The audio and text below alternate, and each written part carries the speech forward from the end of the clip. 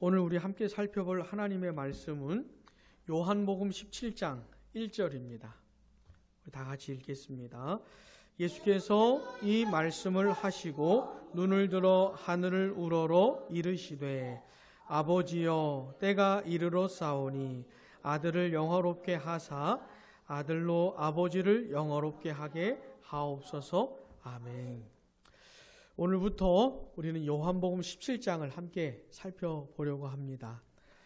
대개 사람들은 이 요한복음 17장을 예수님의 대제사장적 기도라고 이렇게 부릅니다. 왜냐하면 예수님께서 이 17장의 내용을 보면은 예수님 당시에 예수님을 따랐던 제자들 그리고 후대에 태어나게 될 모든 성도들을 위해서 기도하고 있기 때문에 그렇습니다. 마치 구약시대에 대제사장이 하나님 앞에 나아갈 때 복장이 좀 특별했는데 이 양 어깨에 두 보석이 박혀 있습니다. 근데 이 한 보석에 6개 지파의 이름을 새겨 넣었어요. 그러니까 양쪽에 12개 지파의 이름이 새겨져 있는 거죠. 그러니까 이스라엘 전체가 새겨져 있는 겁니다. 그리고 이 가슴에 12개의 보석이 박혀 있는데 12개의 지파 이름이 하나씩 새겨져 있는 것이죠. 그러니까 대제사장이 하나님 앞에 나아갈 때마다 이스라엘 백성 전체를 대표해서 그들을 품고 하나님 앞에 나아갔던 겁니다. 그렇게 나아가서 하나님 앞에서 그들의 죄를 사하고 그 이스라엘 백성들과 하나님과 관계를 회복하는 그런 일을 대제사장이 했던 겁니다.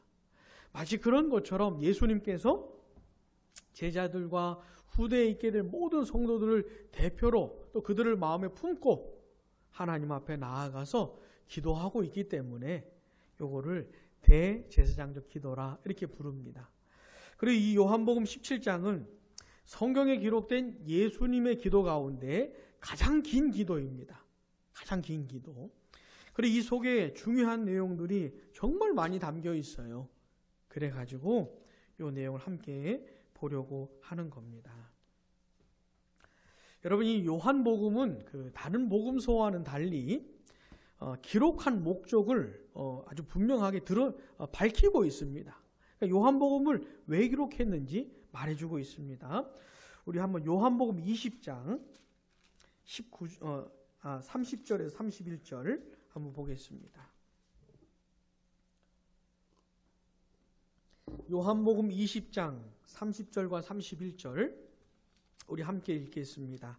예수께서 제자들 앞에서 이 책에 기록되지 아니한 다른 표적도 많이 행하셨으나 오직 이것을 기록함은 너희로 예수께서 하나님의 아들 그리스도이심을 믿게 하려 함이요 또 너희로 믿고 그 이름을 힘입어 생명을 얻게 하려 함이니라. 아멘. 30절에서 말하는 이 표적이라고 하는 게 뭐냐면 그냥 엄청난 일, 굉장한 일을 말하는 것이 아니고 예수님이 누구신지를 보여주는, 예수님이 누군지를 밝혀주는 그런 사건을 말하는 겁니다. 예수님이 그런 일을 많이 했다는 것이에요. 예수님이 하나님의 아들이시고 그리스도라는 것을 증명하는 일들을 많이 하셨는데 요한이 그 많은 것들 중에 일부를 선별해서 이렇게 기록을 했다는 겁니다. 요한복음에. 그게 요한복음이에요. 근데 그렇게 기록한 목적이 있었는데 두 가지인데 하나가 뭐냐면 예수님이 하나님의 아들 그리스도라는 사실을 믿게 하기 위한 거라는 겁니다. 그러니까 요한복음은 다 이 목적을 갖고 기록했다는 겁니다. 예수님이 도대체 누구냐? 예수님이 하나님의 아들이시고 그리스도다 라는 사실을 드러내면서 그 예수님을 믿게 하려고 이걸 기록했다는 것이에요. 또 하나는 그 예수님을 믿고 예수님을 통해서 생명을 얻게 하려고. 여기서 말하는 생명은 영생을 말하는 겁니다. 영원한 생명. 그 예수님을 믿고 예수님을 통해 영원한 생명을 얻게 하려고 요한복음을 기록했다는 것이에요.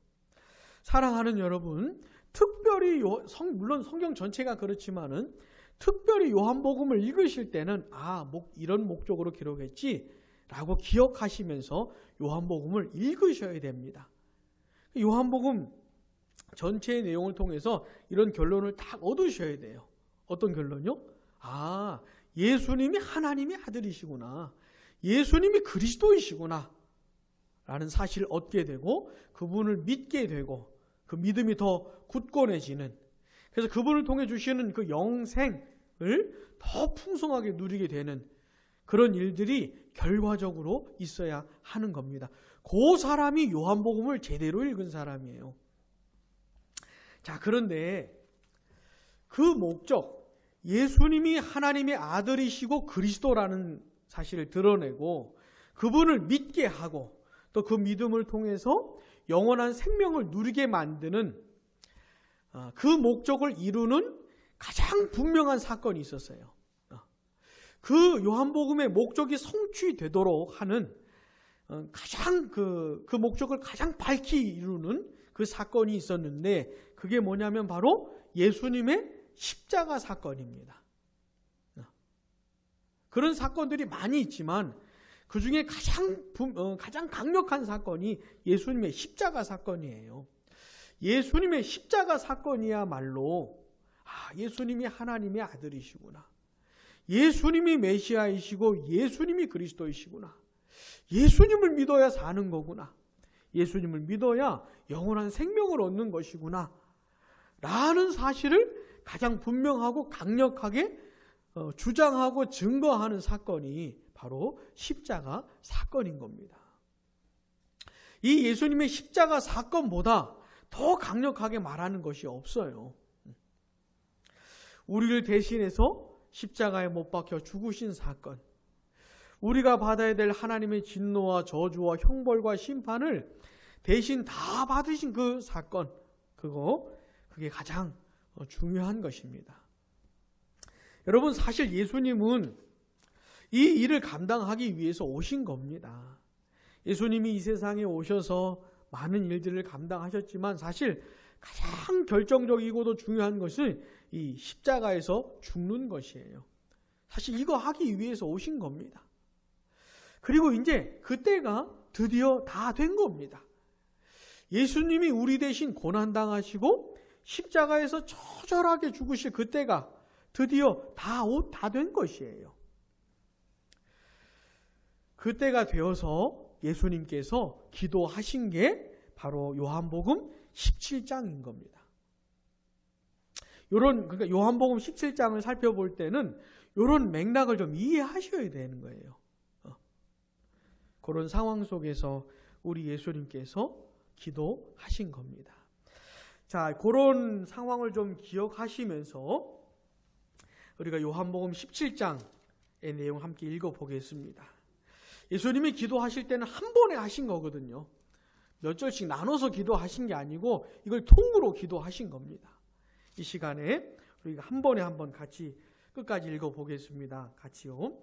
예수께서 이 말씀을 하시고 눈을 들어 하늘을 우러러 이르시되 아버지여 때가 이르렀사오니 아들을 영화롭게 하사 아들로 아버지를 영화롭게 하게 하옵소서. 아버지께서 아들에게 주신 모든 사람에게 영생을 주게 하시려고 만민을 다스리는 권세를 아들에게 주셨음 이로소이다. 영생은 곧 유일하신 참 하나님과 그가 보내신 자 예수 그리스도를 아는 것이니이다. 아버지께서 내게 하라고 주신 일을 내가 이루어 아버지를 이 세상에서 영화롭게 하였사오니 아버지여 창세전에 내가 아버지와 함께 가졌던 영화로서 지금도 아버지와 함께 나를 영화롭게 하옵소서. 세상 중에서 내게 주신 사람들에게 내가 아버지의 이름을 나타내었나이다. 그들은 아버지의 것이었는데 내게 주셨으며 그들은 아버지의 말씀을 지키었나이다. 지금 그들은 아버지께서 내게 주신 것이 다 아버지께로부터 온 것인 줄 알았나이다.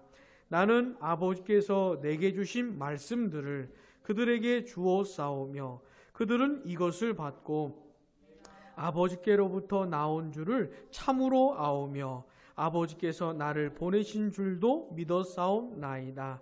내가 그들을 위하여 비옵나니 내가 비옵는 것은 세상을 위함이 아니요 내게 주신 자들을 위함이니이다. 그들은 아버지의 것이로소이다. 내 것은 다 아버지의 것이요 아버지의 것은 내 것이온데 내가 그들로 말미암아 영광을 받았나이다. 나는 세상에 더 있지 아니하오나 그들은 세상에 있사옵고 나는 아버지께로 가옵나니 거룩하신 아버지여 내게 주신 아버지의 이름으로 그들을 보존하사 우리와 같이 그들도 하나가 되게 하옵소서. 내가 그들과 함께 있을 때에 내게 주신 아버지의 이름으로 그들을 보존하고 지키었나이다. 그 중에 하나도 멸망하지 않고 다만 멸망의 자식뿐이 오니 이는 성경을 응하게 함이니이다. 지금 내가 아버지께로 가오니 내가 세상에서 이 말을 하옵는 것은 그들로 내 기쁨을 그들 안에 충만히 가지게 하려 함이니이다. 내가 아버지의 말씀을 그들에게 주었사오매 세상이 그들을 미워하였사오니 이는 내가 세상에 속하지 아니함 같이 그들도 세상에 속하지 아니함으로 인함이니이다. 내가 비옵는 것은 세상에서 데려가시기를 위함이 아니요 다만 악에 빠지지 않게 보존하시기를 위함이니이다. 내가 세상에 속하지 아니함 같이 그들도 세상에 속하지 아니하였사옵나이다. 그들을 진리로 거룩하게 하옵소서. 아버지의 말씀은 진리니이다.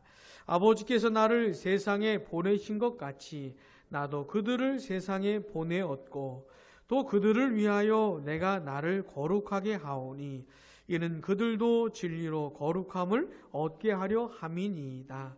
내가 비옵는 것은 이 사람들만 위함이 아니요 또 그들의 말로 말미암아 나를 믿는 사람들도 위함이니 아버지여 아버지께서 내 안에 내가 아버지 안에 있는 것 같이 그들도 다 하나가 되어 우리 안에 있게 하사 세상으로 아버지께서 나를 보내신 것을 믿게 하옵소서.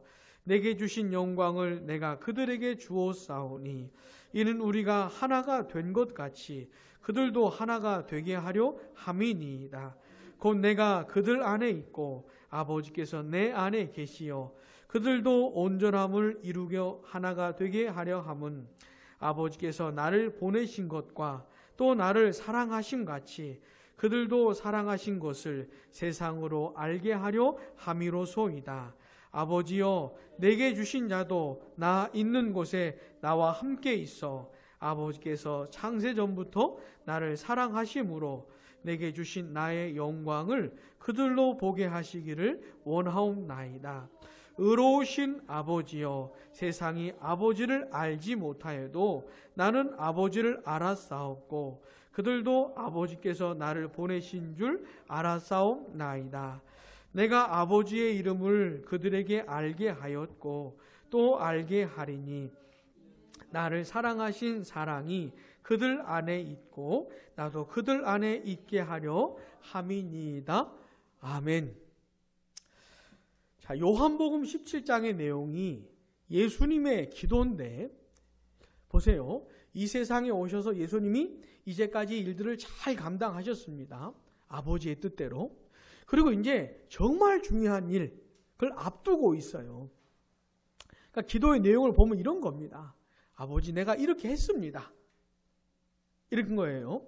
그 다음에 이 17장의 내용이 성취되는 것은 다 예수님의 십자가 사건을 통해서 성취가 되는 것이거든요.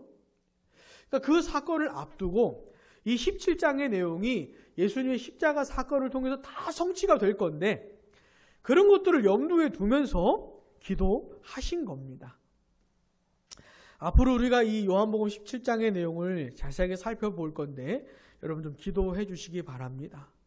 이 17장의 내용이 우리에게 잘 펼쳐질 수 있도록 성령께서 이 17장의 내용을 우리에게 잘 비추어 주시라고 큰 은혜를 허락해 주시라고 기도해 주시기를 바랍니다.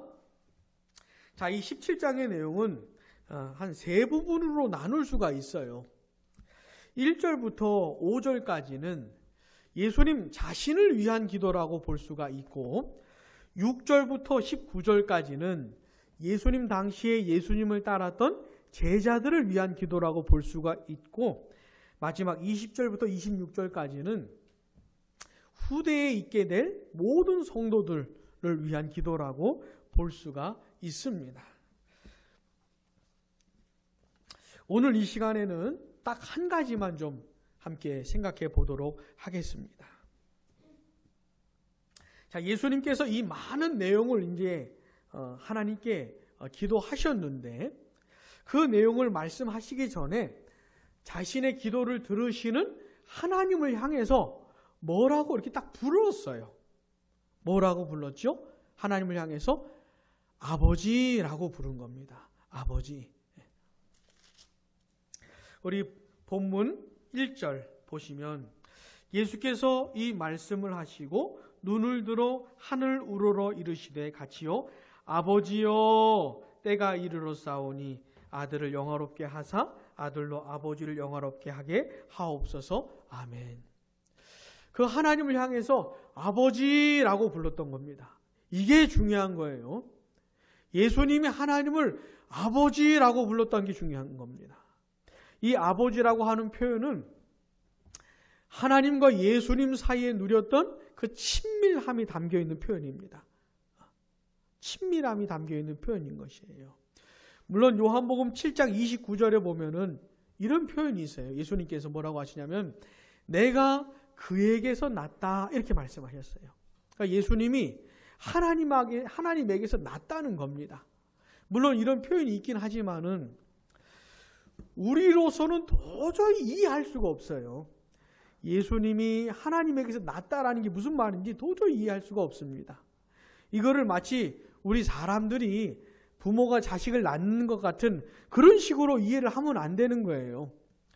성경에는 어떤 그 성경의 진리를 표현할 때 우리의 수준이 너무 낮기 때문에 우리에게 수준을 맞춰서 표현하는 그런 게 있습니다. 성경이 기록을 할 때는.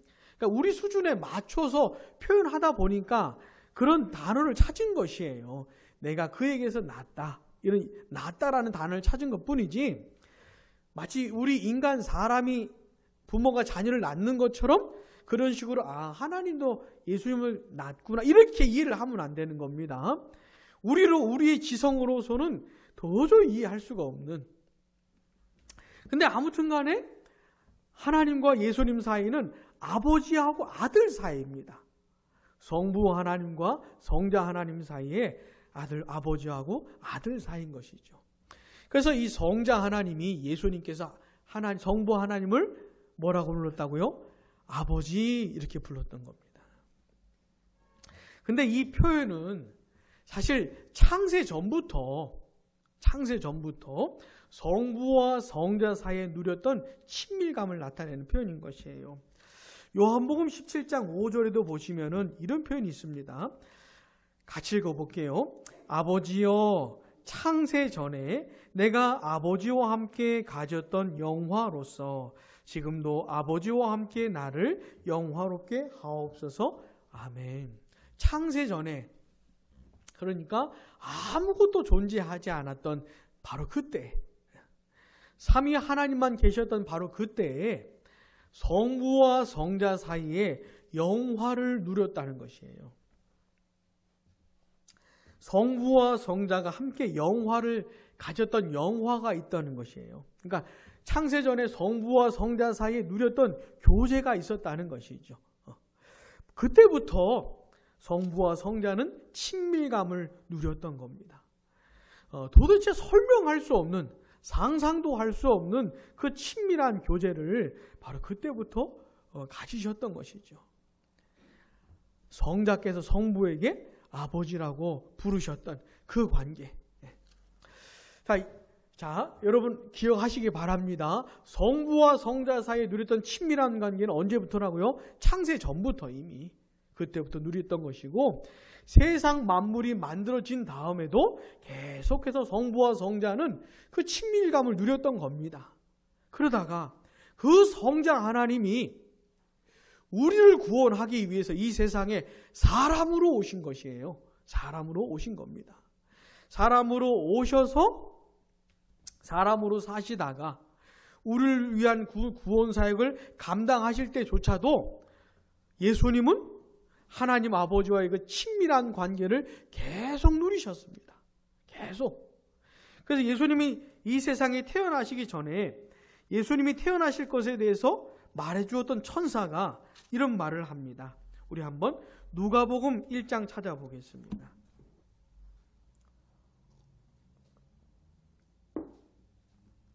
누가복음 1장 31절에 보시면 마리아라고 하는 처녀에게 천사가 나타나가지고 이런 말을 합니다.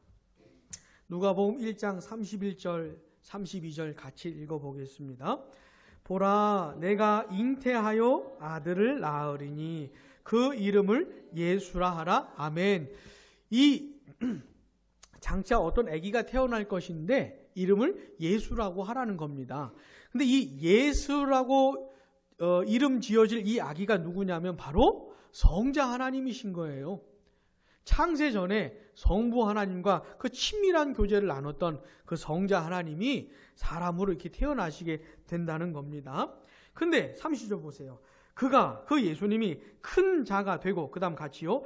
지극히 높으신 이의 아들이라 일컬어질 것이요. 주 하나님께서 그 조상 다윗의 왕위를 그에게 주시리니 아멘.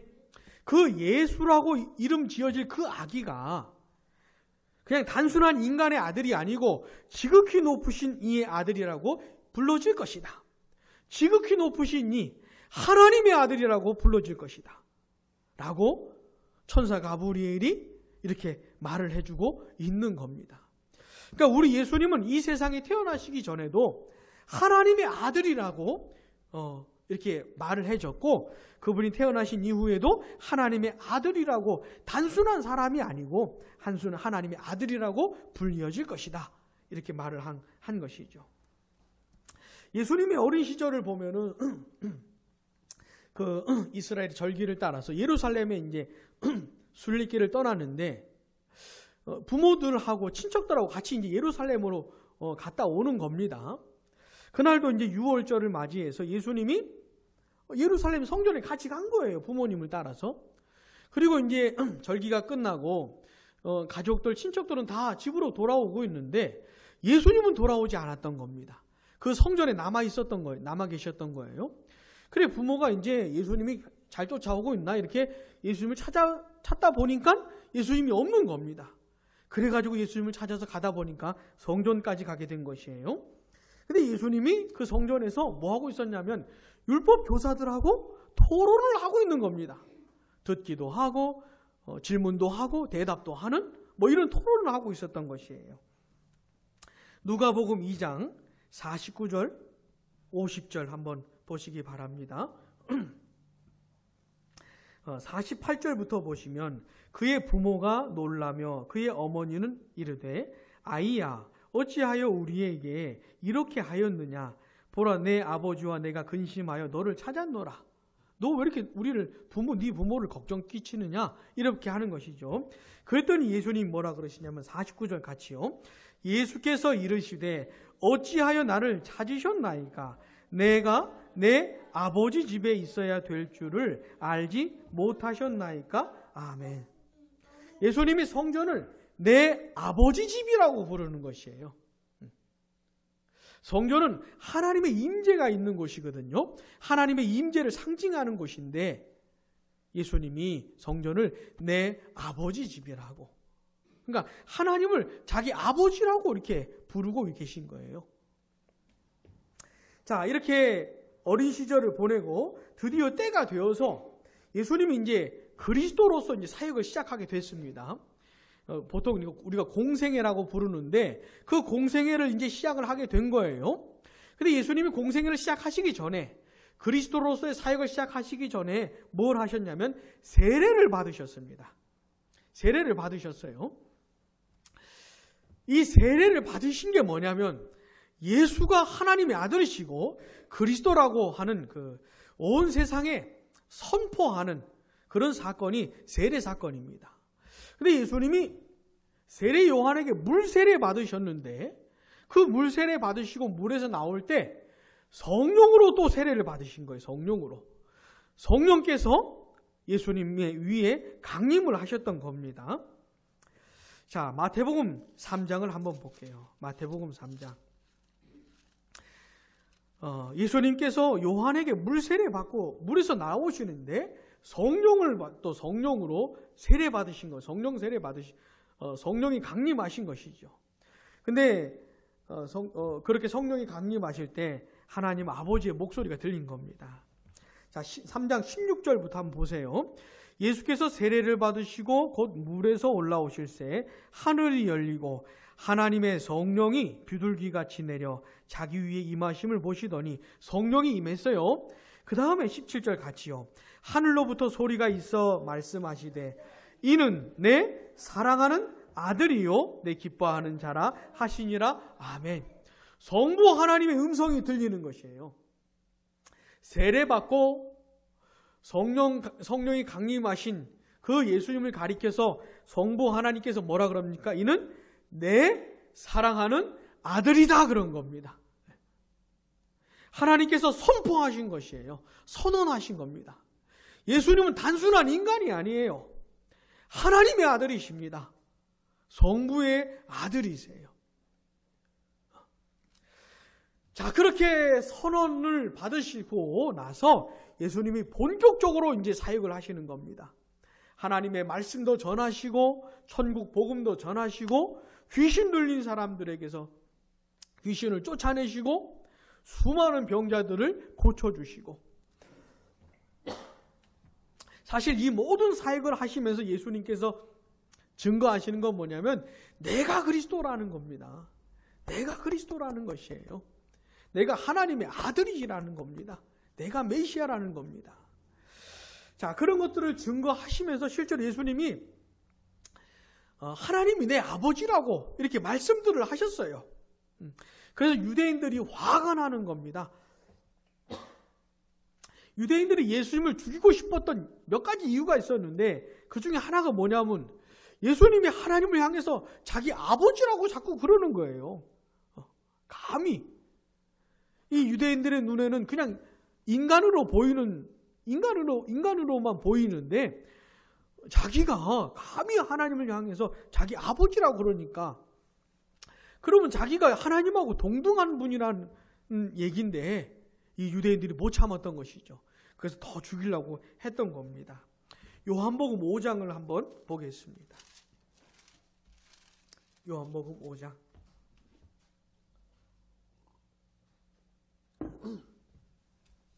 요한복음 5장 17절 보시면 예수께서 그들에게 이르시되 가뜩이나 싫어하고 가뜩이나 죽이고 싶어하는 그 사람들에게 말하는 겁니다. 그들에게 이르시되 내 아버지께서 이제까지 일하시니 나도 일한다 하시매. 하나님을 내 아버지라고 부르는 거예요. 18절 같이 읽어보겠습니다.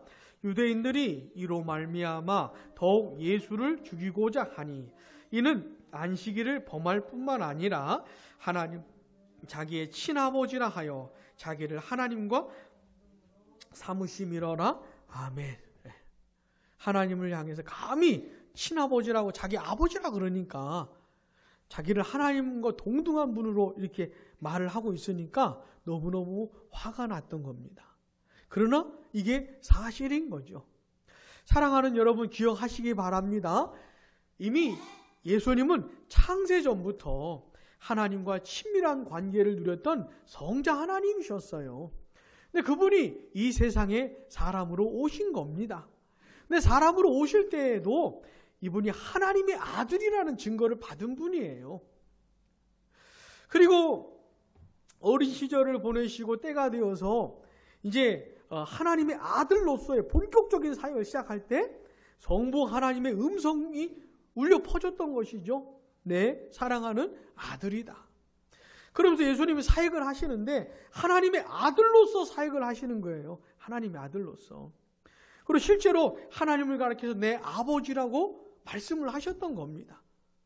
본인이 감당하셨던 사역 내내 하나님을 아버지라고 부르면서 아버지하고의 친밀한 관계를 누리면서 그 모든 것을 감당해 내셨던 것이죠.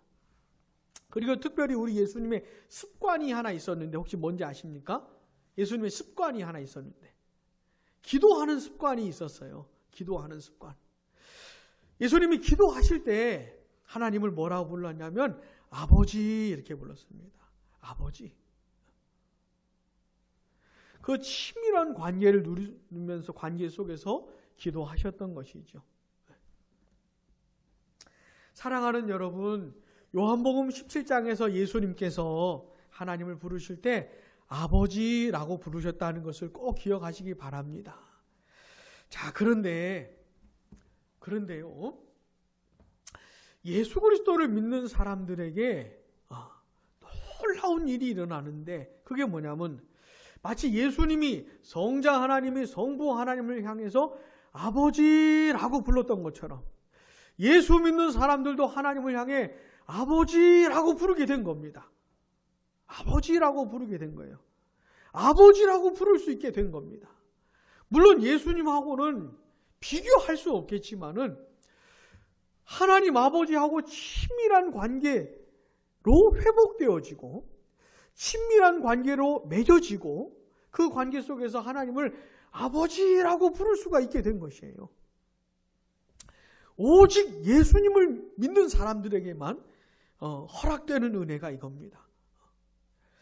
하나님을 아버지라고 부르면서 그 친밀한 관계를 가졌던 예수님을 믿는 사람들에게만 허락되는 것이죠. 이게 있잖아요. 너무너무 놀라운 겁니다. 너무너무. 자, 요한복음 1장 12절. 요한복음 1장 12절.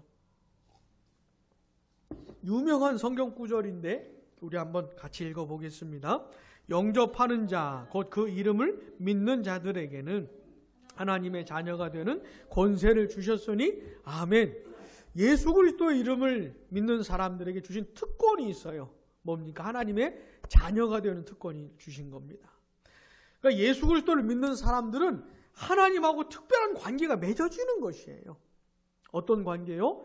아버지와 아들의 관계입니다. 아버지와 아들의 관계.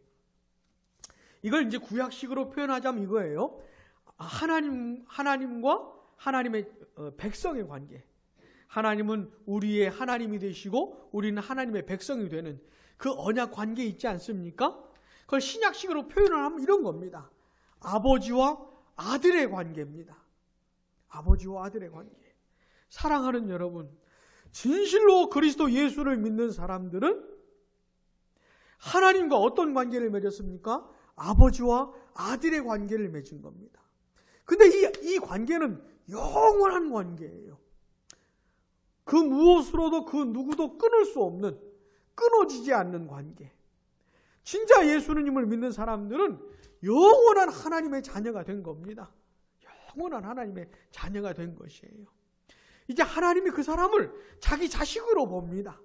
자기 자녀로 바라보시는 것이에요. 그 친밀한 관계를 영원토록 누릴 수 있는 그 은혜를 베풀어 주신 겁니다. 여러분, 이 관계는 있잖아요. 형식적인 관계가 아닙니다. 오늘부터 너랑 나랑 아버지랑 아들 맺자 이렇게 해가지고 형식적인 관계를 말하는 것이 아니고 아주 생명력이 있는 성령의 역사 가운데 맺어지는 그런 관계입니다. 자, 로마서 한번 보겠습니다. 로마서 8장.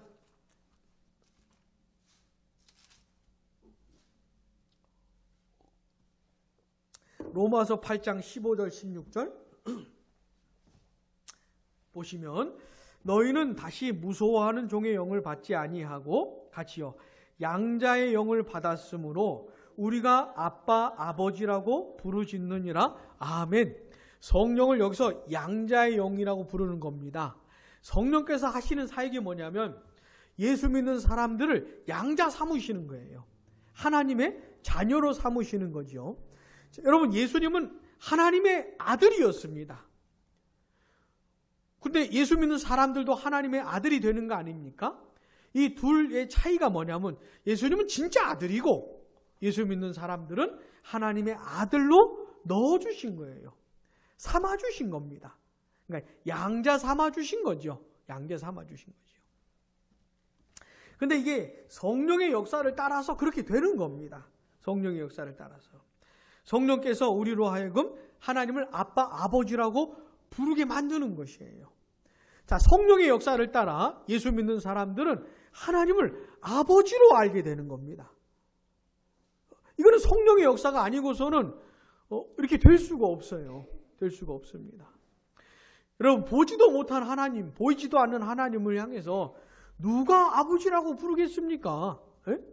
누가 따라하라고 해가지고 따라할 수는 있을지 모르겠지만은 누가 하나님을 자기 아버지로 인식하겠습니까? 그러니까 이게 인식이 되는 거예요. 그렇게 인지가 되는 겁니다. 알게 되는 겁니다. 우리 세안이가 저를 아빠라고 부르거든요. 왜 아빠라고 부르죠? 아빠니까 아빠라고 부르는 거죠.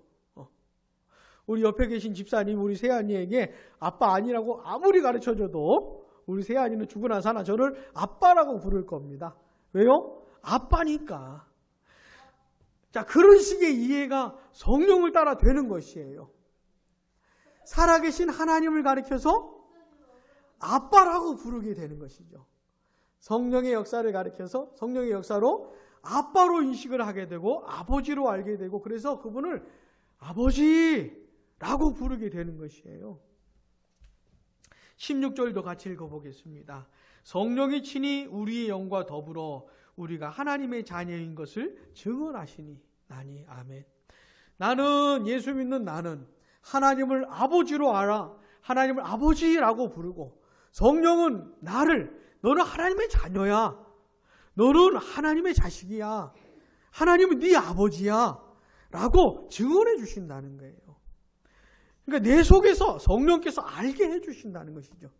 성령의 내적 증거, 성령의 내적인 역사가 있게 되는 겁니다. 그러니까 외부에서 나에게 뭐라고 하든지 말든지 상관이 없어요. 성령께서 내 안에 이런 엄청난 역사를 일으켜 주시는 겁니다. 자, 우리 갈라디아서도 한번 보겠습니다. 갈라디아서 4장.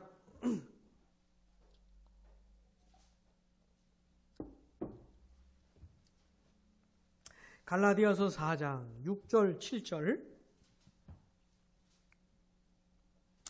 우리 함께 읽어보겠습니다. 너희가 아들이므로 하나님이 그 아들의 영을 우리 마음 가운데 보내사 아빠 아버지라 부르게 하셨느니라. 아멘. 여기도 보면 성령을 그 아들의 영이라고 부르는 것이에요. 근데 우리 마음 가운데 성령을 보내셨다는 겁니다. 그래서 성령의 역사로 하나님을 아빠, 아버지라고 부르게 하신다는 거예요. 내 안에 오신 성령의 엄청난 역사로 하나님을 아빠, 아버지로 알게 만들고 부르게 하는 거예요. 예수 믿는 사람들이 하나님을 아버지라고 부르는 건 전혀 어색한 게 아닙니다. 전혀 어색하지 않아요. 우리 세안이가 저를 아빠라고 부르는 것이 너무나 자연스러운 것처럼 예수 믿는 사람들이 하나님을 향해 아버지라고 부르는 건 너무너무 자연스러운 것이에요. 7절도 같이요. 그러므로 내가 이후로는 종이 아니요 아들이니 아들이면 하나님으로 말미암아 유업을 받을 자니라. 아멘.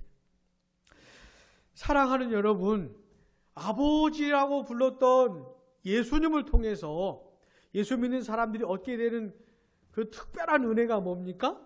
하나님하고 아버지, 아들 관계로 맺어진다는 겁니다. 근데 그거는 굉장히 친밀한 관계예요. 성령의 역사로 하나님을 아버지로 알게 되고 그래서 아버지라고 부를 수 있게 된 겁니다. 아버지와 자녀 사이가 되는 것이에요. 사랑하는 여러분, 이걸 꼭 기억하시기 바랍니다.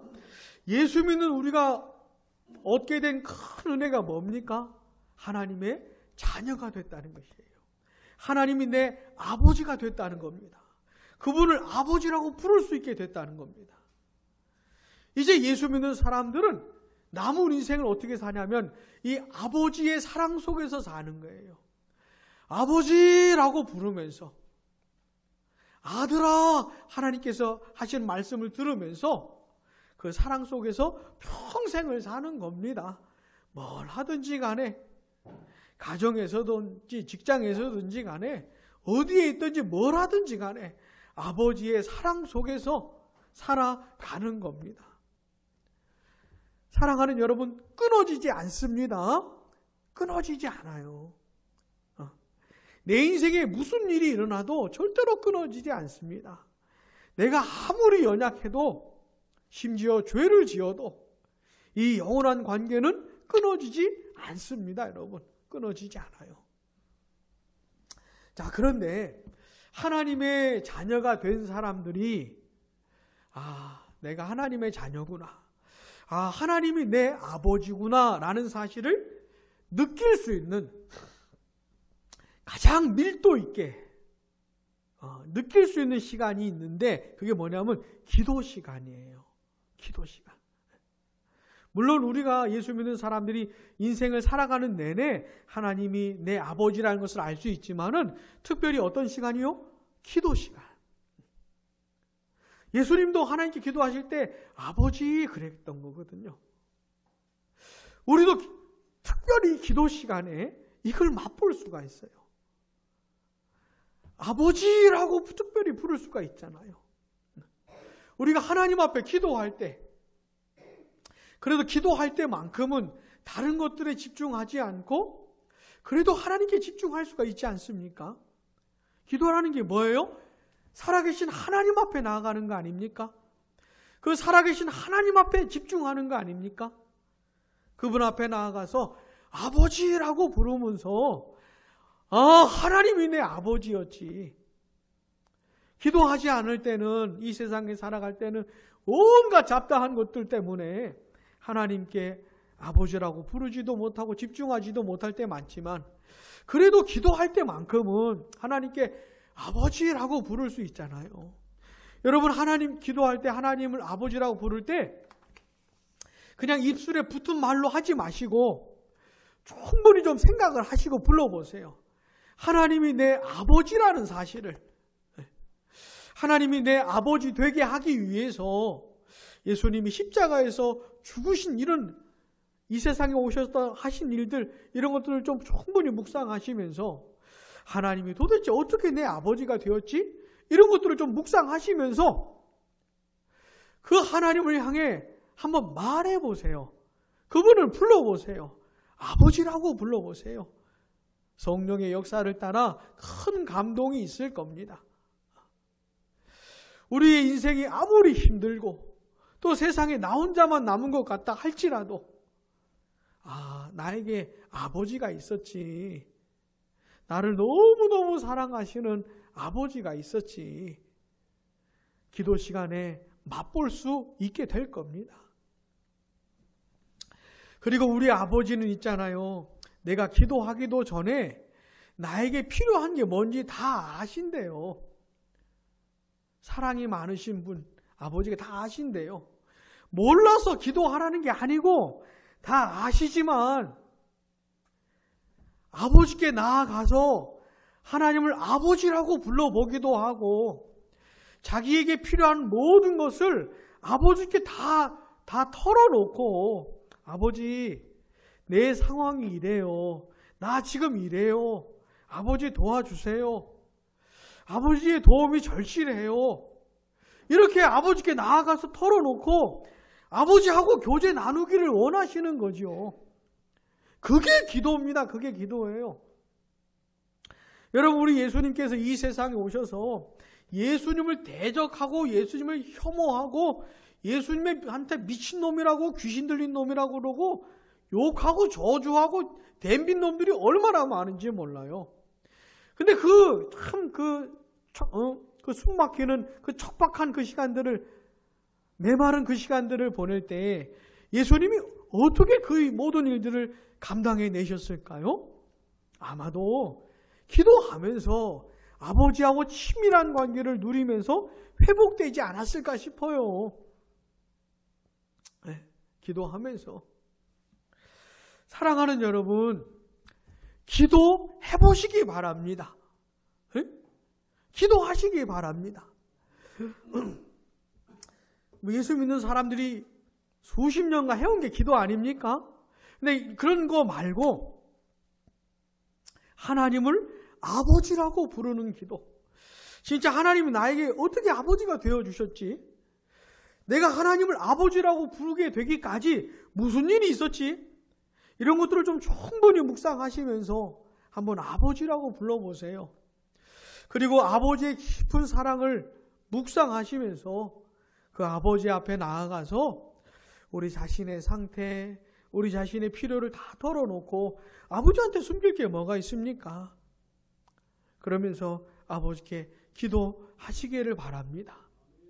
바로 그 시간이 내가 아버지 자녀였지. 하나님이 내 아버지였지. 이런 것들을 아주 깊이 밀도 있게 느낄 수 있게 될 겁니다. 부디 평생에 기도하시기를. 우리 찬송가 중에 이런 게 있어요.